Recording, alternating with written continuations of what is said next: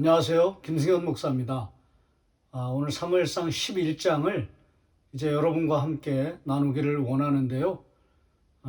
사울 왕의 최전성기의 장면을 오늘 보여주고 있습니다. 가장 잘 나갔을 때, 최고의 그 영적인 절정기를 맞이할 때의 모습이 오늘 이제 고스란히 11장에 담겨 있는데요. 아직 사울이 왕이 되기 전의 모습인데, 오늘 이 암몬과의 전투의 승리를 통해서, 그러니까 전승기죠.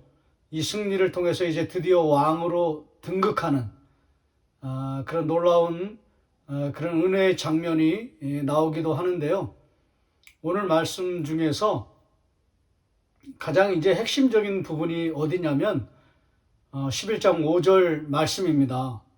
5절 말씀 보시면 이렇게 되어 있습니다. 마침 사울이 밭에서 소를 몰고 오다가 이르되 백성이 무슨 일로 우느냐 하니 그들이 야베스 사람의 말을 전하니라.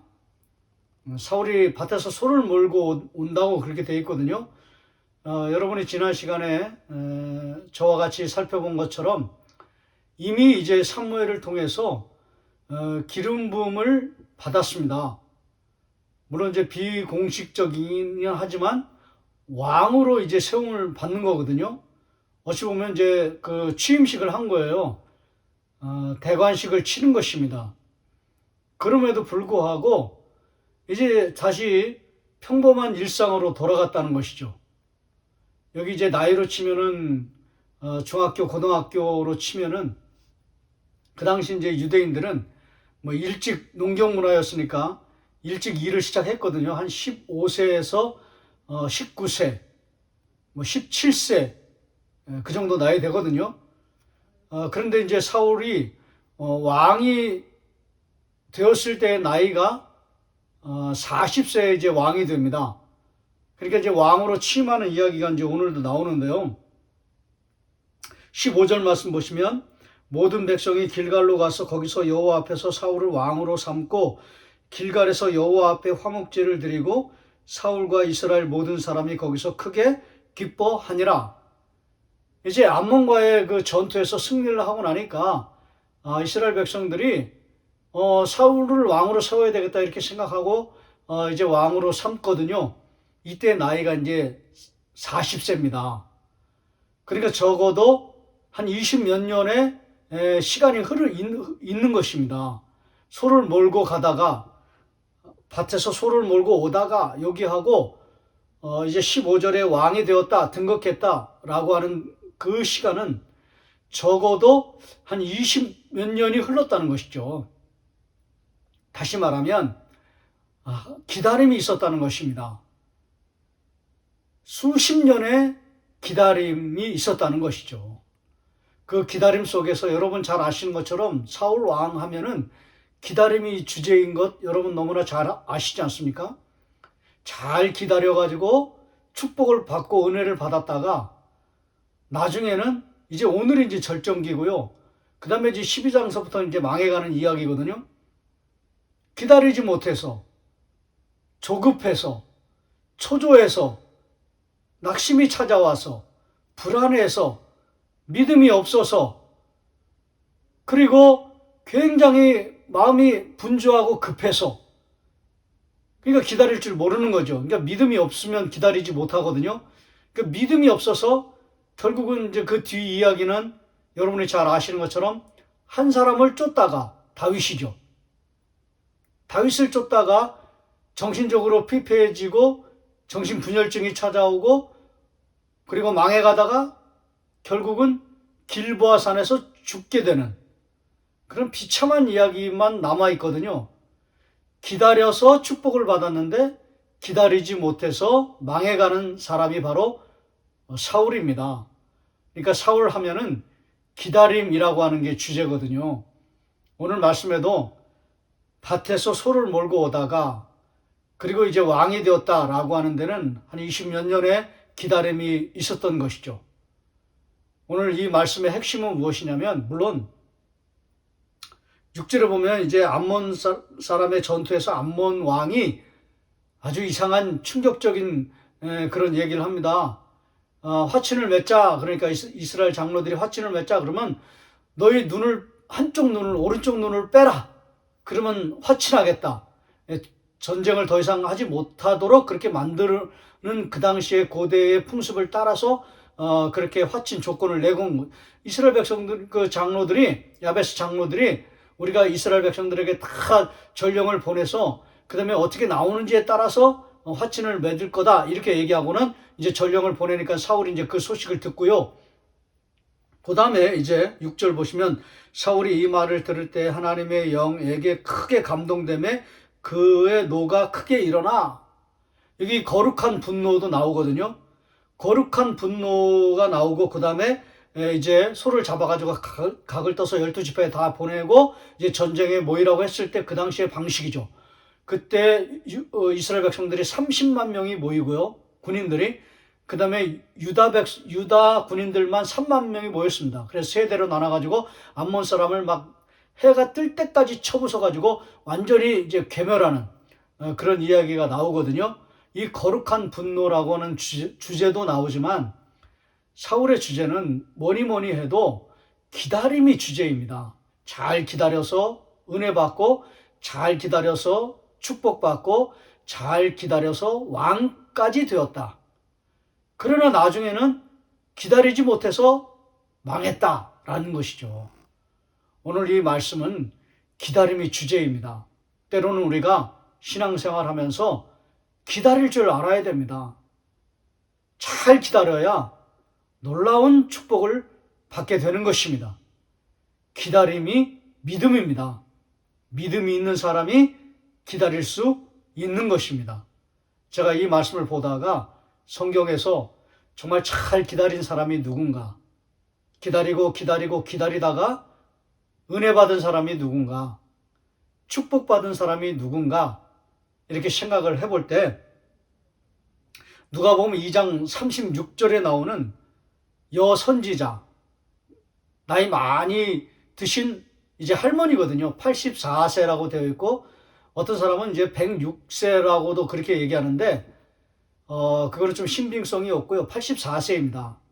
그런데 이제 젊었을 때 7년을 남편하고 살다가 이제 남편하고 어떤 이유인지 모르겠지만은 이제 혼자 되어서 조금 좀 다른 표현으로 하면 과부거든요. 성경에서 과부는 굉장히 사람들이 돌보아야 될 그런 대상입니다. 그러니까 굉장히 어렵고 참 각박하고 살기 힘들고 누군가의 도움 없이는 살 수 없는 그런 대상. 혼자 살기는 너무나 힘든 그런 인생을 살 수밖에 없는 그런 계층의 사람이 누구냐면 과부거든요. 아주 각박한 삶이 예견되어 있는. 그러니까 7년하고 남편하고 살고는 이제 그 다음에 과부가 됐으니까는 84세까지 친다면은요, 한 적어도 60년입니다. 60년을 주님 오실 때를 기다렸다는 거예요. 놀랍지 않습니까? 모세도 한 40년 기다리잖아요.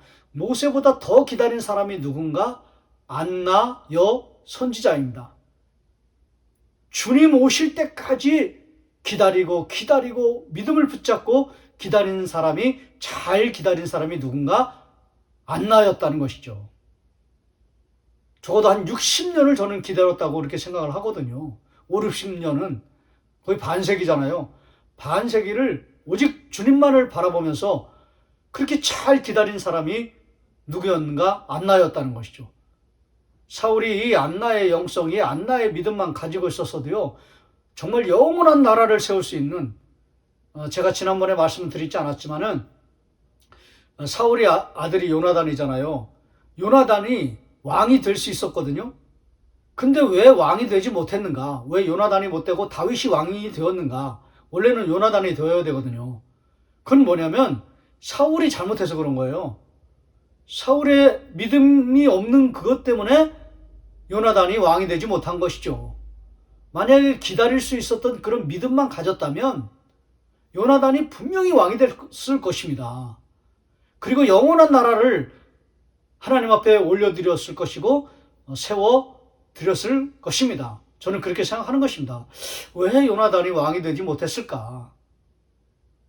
그것은 아버지 때문에 그런 거예요.